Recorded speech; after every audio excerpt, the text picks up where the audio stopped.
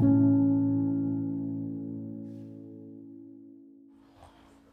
afternoon, everybody. Thanks for joining us today. Today I'm joined by two of UCSF's finest to talk about our response not only as healthcare providers during the last 3 years, but as advocates for the community, and particularly using social media and traditional media, newspapers, TV, podcasts, and radio to not only advance patient care, but also to advocate for communities. And because this last 3 years has been so divisive in our country, and who would ever think that we'd have to stand up for science over time. So my name is Peter Chen Hong. I'm the Associate Dean for Regional Campuses and a Professor of Medicine. And I'll introduce these two faculty members next to me now. Dr. Michelle Albert is a Professor of Medicine, and Walter Haas and Lucy Stern, endowed Professor in Cardiology. She is also the current president of the American Heart Association, and also is a physician scientist who studies the intersection of biology and social determinants of healthcare as it relates to cardiovascular health. During the pandemic, she's been very active. I've actually worked with both of these individuals, and I hope it comes up in the Q&A. It's been very rewarding for me. I'll next introduce Dr. Catherine Yang. Dr. Yang is a professor of pharmacy and the vice dean of innovation and entrepreneurship in the School of Pharmacy. I know Dr. Yang very well because her interests are in pharmacy infectious diseases, and her scientific investigation is in the role of gram-negative rods, particularly as it relates to resistance. During the pandemic, Dr. Yang has also been very active. We've worked together on getting remdesivir to UCSF when it was just emergency use authorization, and then EAIND, and we did it again for MPOX. So I think it really also illustrates that within the institution, we also collaborate and synergize with each other across schools. So without further ado, I'm just going to start talking about the role of communication during the pandemic and how you've navigated working with media, social media, and how it reflects or doesn't reflect the institutional voice. Maybe I'll start with Kathy. How did you come upon this whole world of communication? I mean, you're a professor of pharmacy, you're minding your own business, we're already working long hours trying to get drug in, and all of a sudden, you're thrust with the responsibility of talking to the community. Yeah, it was actually Peter's fault. It was Peter basically calling me going, hey, can you talk to this news agency about this, that, or whatever? And I will say I was very reluctant from the start. It was terrifying. And I was very, I was very cautious because depending on the news agency, sometimes they already, they have the story already in their head of what they want said, and they just need some sound bites to sort of fit that narrative. And sometimes that works, and sometimes that didn't. And I was always very scared that something I would say, and this happened to all of us, you would say something, you have it mean in your head one thing, and it comes out, and all of a sudden it's completely out of context. And there's no way to fix that, right? So once it's out there, it's out there. And so that was, I learned a lot from those first interactions. And I learned that I could actually be more of an advocate and ask the questions back in terms of, why are you asking me that question? And what is it that you want to get out of the story? And let's find something that feels a little bit more balanced. I remember that time when you actually got famous is when we worked together on that graphic to inform folks how to get remdesivir, because you had to get an IND from the FDA, you had to work with Gilead to get authorization to get the drug, and then you had to work with the institution to get the ARV, and it took 72 hours. We timed it, and we put it on Twitter, and then all of a sudden, all these practitioners all over the country were calling you, and that's because, I think in traditional pandemics, we relied on the CDC to give us a lot of guidance, and in the early part of the pandemic, we didn't. So I think a lot of us had to take to social media, not to rant about this or that, but to share information, because we didn't know how to take care of patients. So I remember we sat together, we made that graphic. That's right. And we didn't know what will happen, but all of a sudden, all these people started calling you. That's right. So we made this graphic in terms of a roadmap of how we did it. And this was in the early days when it was still under FDA IND. So you had to get an institutional, individual patient IND for each patient. So we put this graphic together. Peter tweeted it, I posted it, and all of a sudden, like, the email and the phone just starts ringing because it's Texas, New York. How did you do this? Who did you talk to? Which paperwork do I have to, send? Who did you talk to at Gilead? And it was just, if all of a sudden the responsibility was outside your institution, it just became this big thing, and it was completely unexpected. I'm going to ask, thanks, Kathy. I'm going to turn to Michelle now and ask you to really talk about that webinar we did first with the American Association of Black Cardiologists, the Association of Black Cardiologists. And it was the first webinar that was devoted to highlighting disparities. And something happened during that webinar. Yeah, absolutely. And I would say being on this panel, you have to be a friend of Peter. And so, but in all seriousness, Peter and I got involved in COVID education as it relates to diverse populations at the very beginning of the pandemic.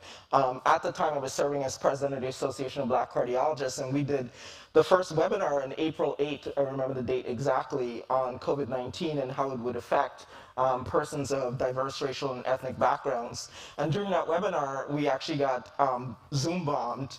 And all of a sudden, we were sitting in the webinar, doing the webinar. It was a science-based webinar. And we had a lot of homophobic, racist tweets that started to just pour in as we were doing our presentations. And I was moderating the webinar at the time and turned and had to keep going. We had to keep going, and we said, we just need to keep going. We need not pay attention to the hate out there. That what we were embarking on, we thought was very, very important for not only just the scientific community at large, but also persons who were being affected by COVID-19. And so we kept going and pulling through, and actually what ended up happening was there were some medical students, I know there was an education panel prior to this, who were actually watching the webinar from medical school in Florida. And they actually reached out to us and signed a 100-and-something person support letter to us that we received the day after the webinar, which was very important to us and cemented for us personally what we were doing at the time. So I think, part of what that ushered in was the fact that, the COVID-19 pandemic, has raised the awareness about race, racism in this country, but at the same time, there was some really nasty stuff coming out of certain parts of the population, and we found ourselves not only having to attend to paying attention to science, but understanding how with the media you navigate how you address social determinants of health and carefully. I'll probably give some more context for Michelle's role during that webinar, because she's downplaying how amazing she was during that webinar. I remember when those messages of those racist taunts were coming in. I think people had known that this webinar was going to happen because we were advertising it, and they intentionally Zoom bombed it. And I remember that we were private chatting each other, all the panelists, while this was going on. And Michelle said, we must go on. We could have easily stopped because Zoom security wasn't big in those days. And and then what happened in the audience, and that's why I think one theme for all of this is that all of us could be quiet activists or loud activists when we can. The Zoom audience actually came and just started bombarding the chat with affirmations and love, and we love you, and this is such a great talk, and it overwhelmed all the hate that was on the Zoom call. So that was really remarkable to see happen in real life. And at the end, Michelle, I don't know if you remembered, but you read this Maya Angelou poem to really heal all of us. Yes. I felt that as a group, the entire group handled the situation actually very, very well, because I feel like all of us could have, sort of repealed and fair, but there was this energy, and I think that that energy continued on for the next, 3 years. We continued doing these webinars and these educational webinars. And I would say juxtapositioned with the COVID-19, as a cardiologist, certainly you as a pharmacologist, a pharmacist, and you, Peter, as an infectious disease doctor, you've been on ground zero with COVID, but I think as a cardiologist as well, we've been on ground zero as well, and in my role in the American Heart Association, dealing with the issues related to myocarditis in various populations and how it interfaces with COVID, and the cardiovascular messages that needed to go out was also an important component of this pandemic. And I think in dealing with national media, as has already been highlighted, it's really important to, I believe, do storytelling is so important, because the media is looking for contextual storytelling, and us as healthcare providers, what they want to hear is how that storytelling interfaces with science. And so we need to be credible with regards to our science. We need to be responsible, but also we need to break down our storytelling in common language. And I think, Peter, you've been actually really fantastic at that. I was in a line at Disney World, and someone said, "Oh, do you know Peter Chin Hong?" I was like, "Yeah, do I know Peter Doesn't Chin mean Hong?" I got a free Disneyland ticket. You didn't, but that's how it goes. So thanks, Michelle. I wanted to turn to Kathy now to talk about another area that I think UCSF was very active in during the pandemic, which is counteracting Asian hate. So Diana Lau with her webinars, and you participated in some of the Chinese language media as well. Can you speak about how that felt and how proud your mom was of you? How proud of my mom was of me. Okay, so I'll start with that first. That started as me calling my mom going, "Mom, how do I say this in Chinese?" Because it turned out that those COVID interviews were in Mandarin. And for me, I can talk about symptoms, I can talk about treatment. I cannot say convalescent plasma, and I cannot say, randomized control trial. I just don't know what those words are. And I remember when we were doing the interview, and this goes back to sort of what it is that what story you're trying to tell, and what what they hear is often different. It was an interview sort of that was in a mix of English and Mandarin, and the interviewer said, "That's okay. I'll translate what you don't know." And so she did that, and we were talking about randomized control trials, and she said, when she translated it, she said "bai lao su," which, if anyone speaks Mandarin, means white mouse or lab rat. And I went, "Oh no, that's not good." So then we went to a commercial break, and I said, "By the way, that's not the message we need to be giving. We need people to participate. They're not, and I had to fix that, right?" And then she went, "Oh my gosh, you're right." And so when we came back from the commercial break, she actually did fix that. But, it was totally innocent and unintentional, but that's exactly, it just happened, right? And so that was something that really made me nervous moving forward whenever I gave interviews. With regards to the Asian hate part, I think that was really difficult. It was difficult for me personally, and hearing my mom's experience. My mom lived in a assisted living facility, and she and actually a group of her friends were attacked by a white resident over, the hate involved with, with COVID, and trying to advocate, in a way that was measured but not emotional was actually really, really hard for me. So, that's the other thing I learned about this was, trying to be very measured, advocate, but trying to be very balanced at the same time was actually very difficult.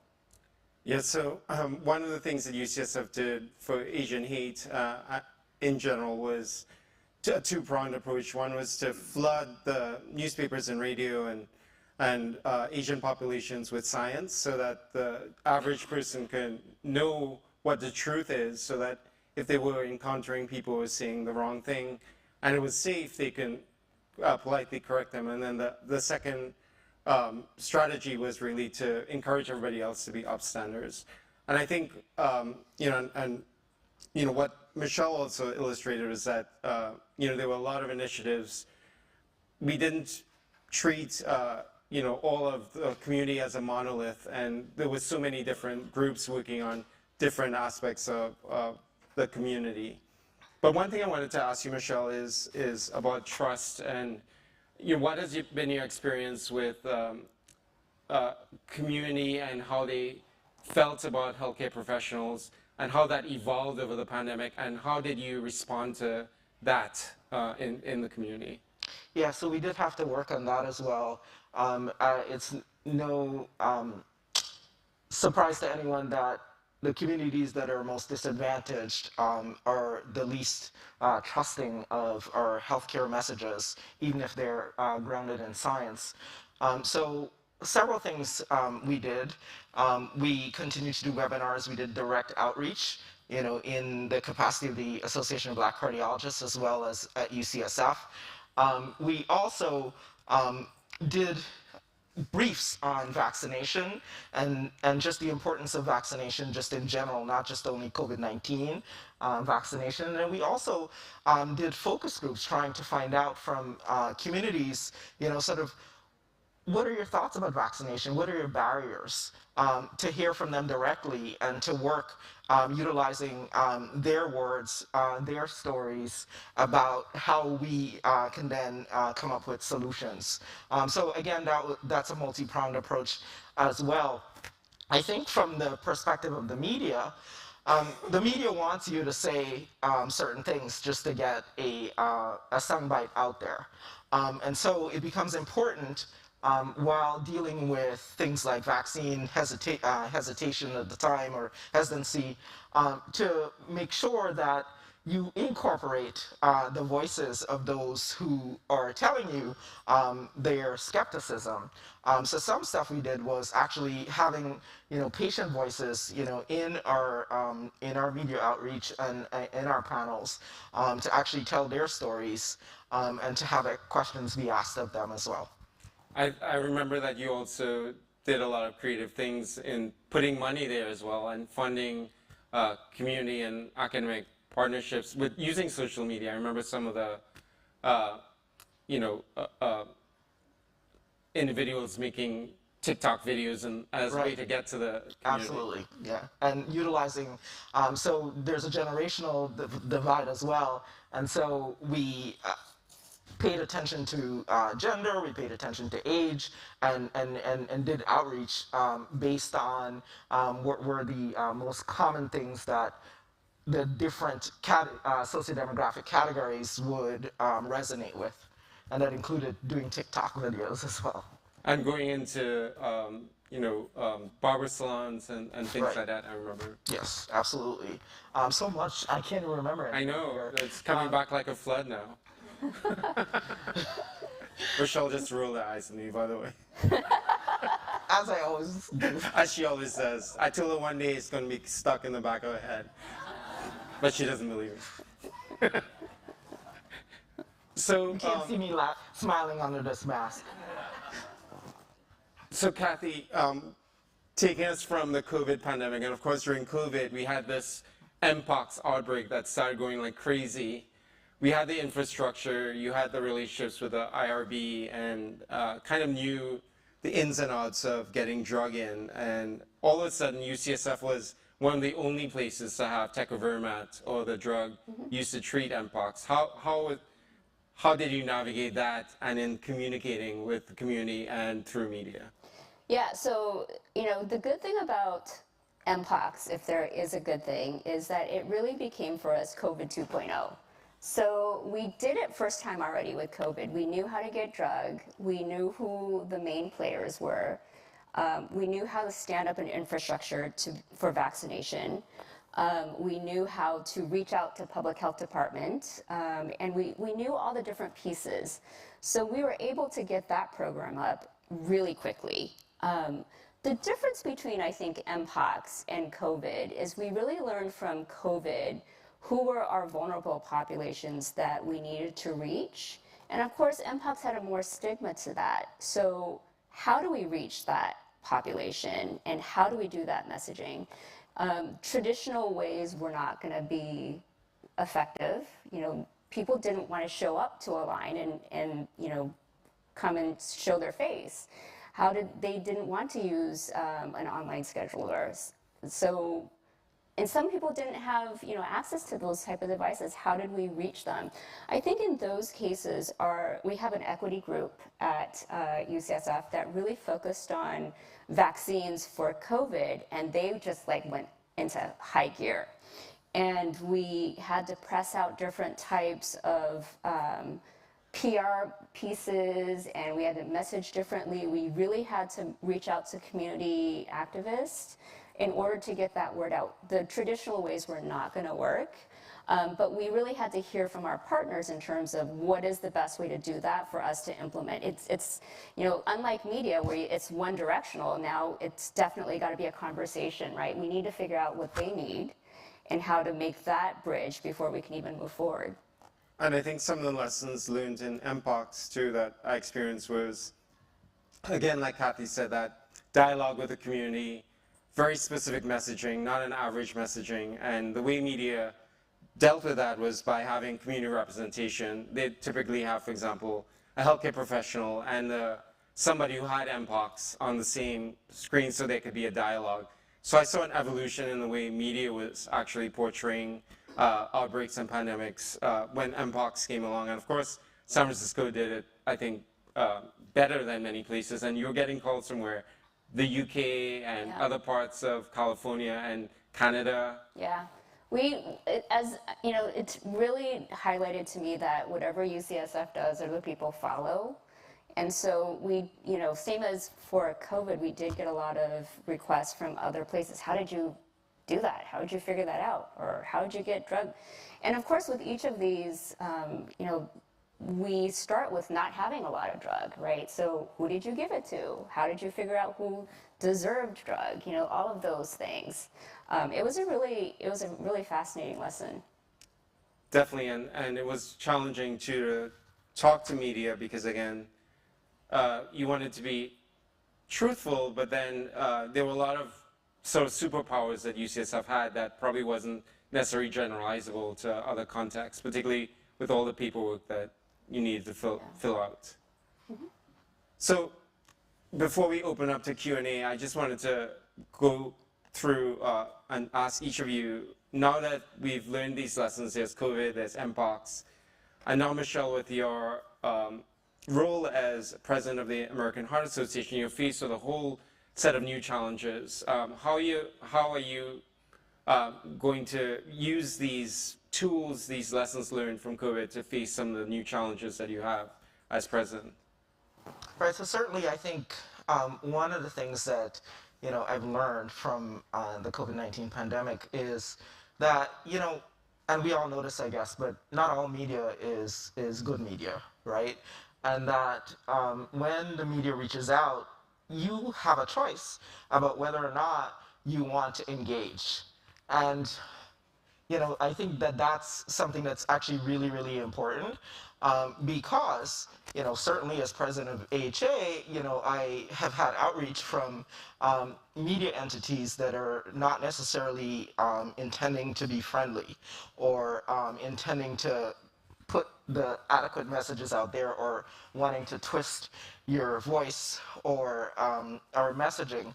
So I think one lesson is really figuring out, sort of who to engage and when to engage them. Sometimes you do have to engage media entities that may not have the best interest at hand, but in order to actually shower with positive messages and to correct things that might be ill advised messaging out there. So I think that's one thing. The other thing is, as we look towards the future, COVID, there's going to be another pandemic. And certainly, again, as a cardiologist, we know that cardiovascular disease is the #1 killer globally. And persons who died from COVID were more likely to have cardiovascular risk factors. That's the highest risk factor. So I think that as in terms of the public health messaging, it's going to continue to be important to hone in on risk factors for illness, but also how do you work to make our population a wellness society as opposed to an illness-based society. Definitely. That's so true.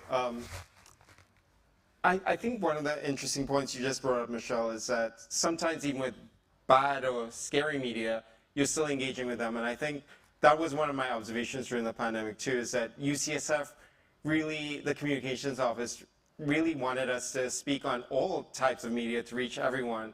And I remember just being scared going on National Fox or some of the more right-leaning organizations, because they almost had an agenda by bringing you on. But at the end of the day, they still treated everyone respectfully. I think you have to clarify before with the anchor or the producer what the talking points are. But I remember too, Michelle, that you actually would insist on some things that made it much more appear to be more equitable, or in terms of giving your messaging. So I really appreciated that too when you went on national media. So coming to Kathy now, I just wanted to know from your perspective too, moving forward, how do you think that you would navigate this in the future, and are there lessons learned that you would incorporate? Yeah, what I learned is I'm very careful about what I say. I'm almost probably too cautious because I'm scared of what my words will be twisted into sometimes. And I do remember one time I was an interview that Peter bounced to me, was I think these two local media newspapers wanted to talk about a vaccine administration error that had occurred at a Kaiser or a Sutter. I can't even remember, but basically it was right when we were moving to the pediatric vaccines, and the caps are different and the colors are different, and a very small number of children got adult dosed vaccine. And so both newspapers really focused on the fear of the parents. Should I get my kids vaccinated at all? Should I get a repeat vaccination? How do we prevent this in the future? Those types of questions. And what would you say to parents? And I actually said, I remember saying to them, I would say we should get vaccinated, and that to focus on the small number of kids who got the wrong dose. I'm sorry it happened. It feels terrible as a parent. It's very scary, especially with a new drug. But we have to look at the bigger picture. And if it was me, I would absolutely be first in line again.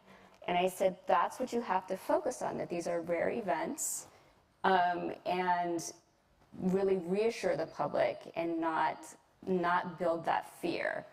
And so when I said that to the newspaper, actually, I remember there was sort of silence on the other end of the phone, and they went, okay.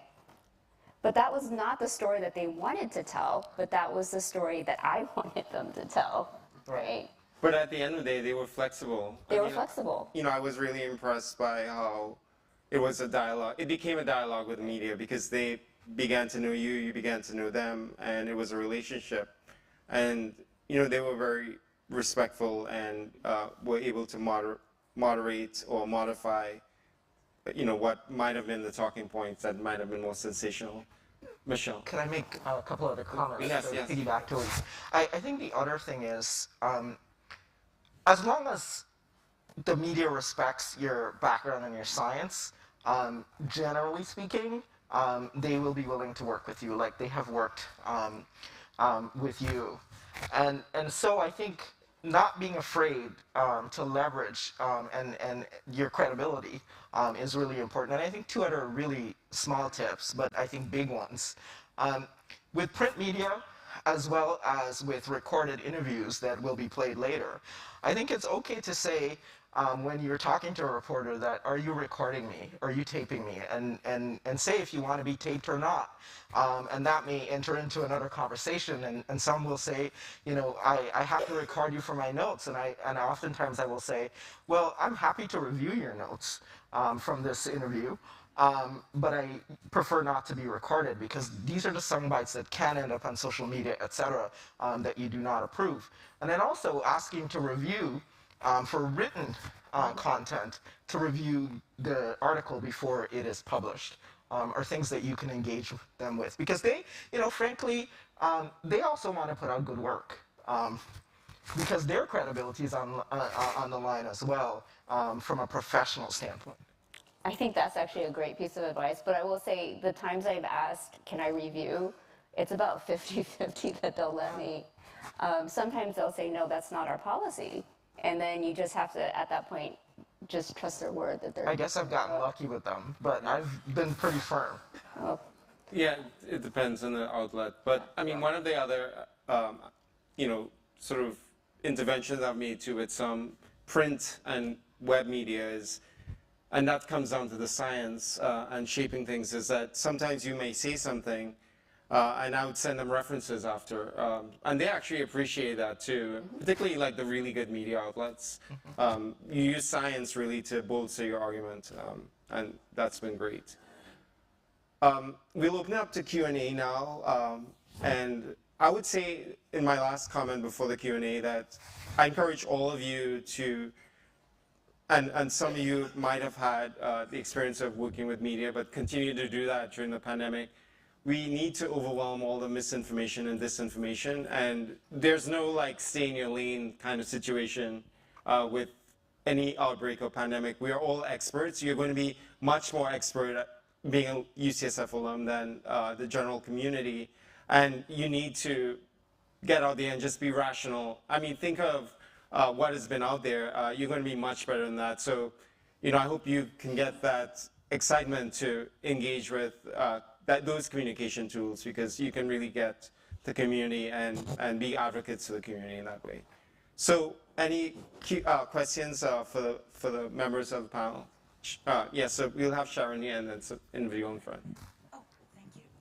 So Peter, Kathy, and Michelle, thank you so much for a fantastic presentation and telling of your stories, of your experiences, because it is so important to frame the information in a way so the public can make informed decisions as best as they can. So when you talk, so my question is, when you talked about the outpouring of outreach from other countries and other parts of the state, et cetera, I was curious, did you get any outreach, or what was the outreach from under-resourced countries? They're not quite set up like we were, but I was just curious if anybody just reached out and said, how can you help us, or even help me get some drug, even if you couldn't do that? I was contacted by a media outlet in Australia, actually, once, and they actually contacted me because we had already rolled out Paxlovid in the US, and it was very messy. We didn't have a lot of drug, and we didn't know how to use it. And so they actually reached out to ask, well, now that you guys have done it, can you tell us how you think we can do it when we do get drug? So they were actually sort of preparing for when they were going to have drug in Australia, and I thought that was actually really great. So I've never been contacted by under-resourced countries. I would love that. That would be great. But I have been contacted by other countries sort of gearing up to get ready to do something. I've worked with outlets in the Caribbean because that's where I'm originally from, and it was hard because they didn't have many of the same access to pharmaceuticals or vaccines at the time. So what my focus was on is really on just giving the science as it was and combating misinformation. Eventually, they did get vaccines, and it was mainly like AstraZeneca, and then there was the Russian vaccines and Sinopharm and Sinovac from China that went to much of the world using vaccine diplomacy. I worked with India too at a time when they didn't have access to a lot of things, but again, it was really bringing that U.S. experience, like Kathy was saying, to other places. And Michelle, you've traveled, and now you're in your role, you're actually actively engaging with lots of under-resourced countries. Right, so certainly I think, Peter, within the context of COVID and outside of the context of COVID, have gotten lots of emails about, sort of how can we shape our messaging, whether it's with cardiovascular disease or COVID with the stuff with ABC, for our countries and our communities, and certainly being invited to deliver presentations at various places in the Caribbean and Middle East, and in certain parts of Asia. How do you feel when they may not have the same, say cardiovascular drugs or COVID medicines, and how do you deal with that as in your role? Well, I think the first thing is first of all, not making that assumption that the same resources are available, and really doing a lot of research on what's happening in the respective parts of the world related to the topic that you're being asked to either discuss or give advice about, I think is really important. And then also, if at all possible, again, bringing in someone who is on the ground there to help with your research as well as support your messaging, I think is heightens the credibility of what you're trying to educate about. I like that a lot. You actually you actually do your due diligence and find out what actually is going on. Then when you give the talk, it's really informed by what's happening locally. Question in the front. You had asked a question. I'm retired now as of the beginning of COVID, but your modeling and Bob Walker's modeling was very important to me as a professional because a lot of physicians really don't know how to communicate to patients who are either scared or confused or not well educated. Measured is a very important word because your measured response, compassionate and rational response was good for all of us, and I really appreciated that during the acute phase when vaccines, medication, and there was so much paranoia and fear in our society. I really don't have a specific question other than to commenting on that and really wanting to emphasize the modeling that as a physician, as a caregiver, as a loving, caring person who's really concerned about the population as a whole. It meant a lot, and I must have seen you at least 30 times and read about you 30 times during that 2 years. But thank you again. I want to appreciate all of you for the efforts, and it's not gonna end. It's gonna be there's gonna be more pressure for this in the future as we encounter other health emergencies. Thanks so much for those kind words. And if you were up here, you'd see how red I was turning. It was part of a village. I felt very, very fortunate to be at UCSF. I think compared to other institutions, UCSF allowed us to really engage with the community. And at other institutions, you actually, speaking to my colleagues, had to go through a lot of hoops to get there. And UCSF not only allowed us to, they wanted us to go out there and speak the truth. And one thing I've learned throughout the process is, I remember talking to Raj Mathai, who's one of the NBC anchors, and he said when he talks to people, he always, and we were taught this in health profession school too, is to put yourself in the shoes of the other person as much as possible. So that's why I was always kind of on the middle because I wanted to see both sides, and then you come out with your opinion. Raj always told me to use empathy in communication. Question in the back, and then we'll have the one in front. Could you expand a bit on how to handle the next event, the next pandemic, the next plague? What did we learn? What can we do better? Maybe we can start with any of you. I think, from a health profession standpoint, is recognizing something that Peter said earlier, is that we are all stewards of putting out messaging that is credible. Oftentimes I feel like in our educational settings, we haven't been really taught to engage with media, but recognizing that we all have very powerful voices and we have powerful messages to communicate to everyone. So I think that's one thing as a health profession school that we need to prepare our workforce to be able to be ready at all times, like the military, to be able to respond. I agree. I think I've actually been thinking about this, that we really should be doing some more media training for our trainees. So how to talk to the media, how to talk to a reporter, and make it feel not so scary so that more people are willing to go out and spread the word.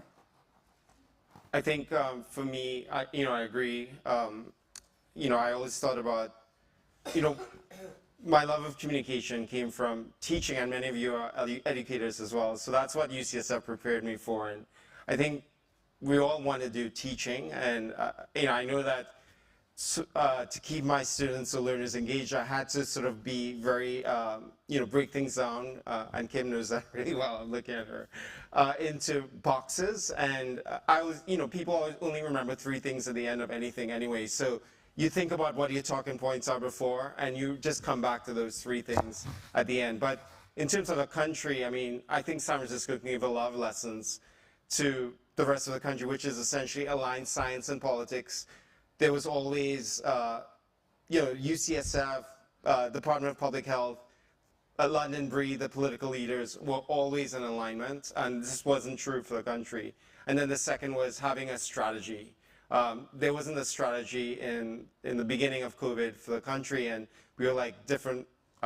Whenever I use this example, Michelle always cringes, but it was like all the different muscles in the heart beating at will. So she just rolled her eyes again. But it wasn't like you were in VFib and you weren't like moving the blood forward, But San Francisco and the Bay Area was. So, and the countries that did it well had those 2 things, aligned science and politics. Question in the front. Could I just add something about the science and politics? One of the things that is really important to do with messaging, I feel like, is ensuring that your message can reach the entire, sort of political viewpoint, right? Because, the country's split 50-50. At this juncture. So if you dig your heels in on something, then you're going to be missing communicating really important health information to 50% of the population. So making sure that your messaging is first grasps people, and then doing whatever else you feel that you need to do. Definitely. There's a lot of discussion about simulation for the clinical care environment, but what about simulation for public advocacy, and are we adequately preparing clinicians to be able to speak in an authoritative manner, and also be prepared to fend off the disinformation that seems to be dividing our nation? And do you feel that UCSF is giving you the resources, support, funding, etc., to prepare physicians for these new challenges? That's a great question. Would any of you like to address that? Thinking about novel ways in training the next generation for communication, for advocacy. There may not be a pandemic to practice on, so what do you do in the meantime so that people can be prepared? Well, you know, Peter, that at the medical school level, there is a revamping of the Bridges curriculum, and I believe that a lot of the focus is going to be at, you know, paying attention to many of the topics we talked about today. How do you have a curriculum that deals with racism? How do you have a curriculum that engages students about how to communicate effectively, not only to their patients, but the entire population is your patient. So I think those things are in progress already. But obviously, there's always, you know, growth mindset, and a lot more will need to be done as we learn more. And I'm going to push you on this one, Michelle. In your role as Associate Dean for Admissions, are there characteristics of admissions when you're looking at applicants coming in that you'd say, yes, this is UCSF culture would fit in well into the community, given our values? So admissions questions are always dangerous in a public forum. I knew Michelle would censure me on that too. Right. I think the way that I would answer that is to say that the average medical student coming in right now, in addition to paying attention to metrics, we're looking at an entire portfolio. We're doing holistic review. We're looking at, you know, sort of how their research, how their community activities, how the application is put together to put forward a message that tells us something about their values that are in sync with UCSF's pride values. I love that answer. Thank you. I knew you'd do well on that question, Michelle. Kathy, can you give me a perspective from the School of Pharmacy or the health profession schools in terms of those issues, preparing the next generation of pharmacists, for example? Yes, I think on top of, you know, media training, advocacy training is very important, and no matter whatever form that comes in. So first of all, bridging empathy, understanding why we need to do that. So having a good curriculum on diversity, racism in medicine, all of that is very important. You got to build the foundation. And then giving them tools in terms of how to be advocates. What are the tools that are out there? We did have a group of students just recently go to Sacramento to meet with legislatures. I mean, that's important. So it's not media per se, but it's moving the needle. So moving our profession forward. And it's communication. And communication, yes. So I think all of that is very important. It starts early. We have to start it early in our curriculum, regardless if it's medicine, you know, pharmacy, nursing, it doesn't really matter. That we need to build that foundation to get them sort of prepared and going by the time they graduate. Great. We have to wrap up now, unfortunately. It's at the hour, or well, the time that we're slotted in. And I'd encourage all of you to stay for the next event, which is the opening ceremony, so to speak, of Alumni Weekend with Chancellor Sam Hoggett and Nobel laureate David Julius, who will be having a conversation. We'll be starting here at 4:30. So thanks a lot for your attention and for your love. We really appreciate it.